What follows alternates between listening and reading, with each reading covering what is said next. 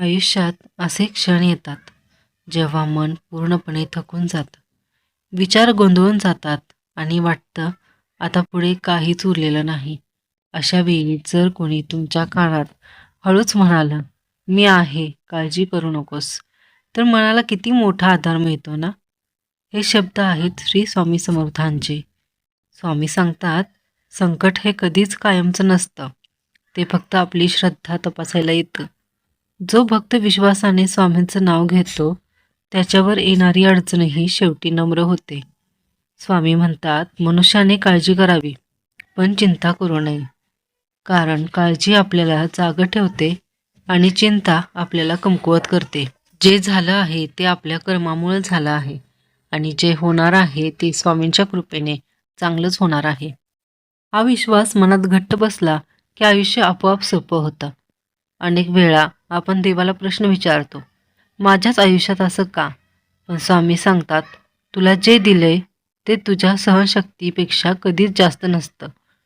जेव्हा वाटतं की सगळे आपल्यापासून दूर गेले आहेत, तेव्हा लक्षात ठेवा, स्वामी कधीच दूर जात नाहीत.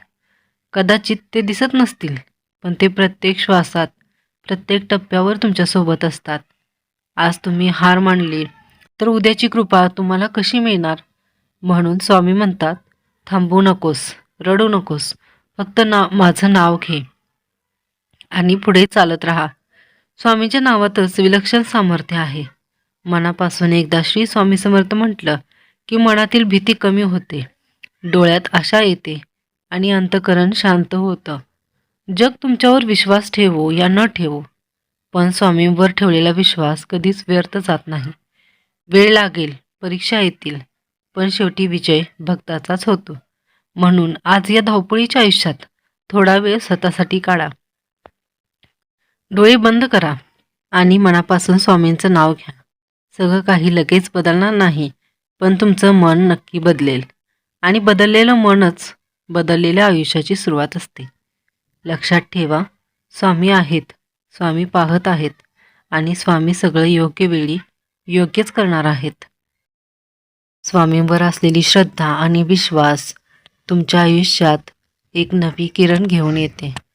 त्यामुळे तुमच्या आयुष्यातल्या प्रत्येक टप्प्यात स्वामींचा वास आहे.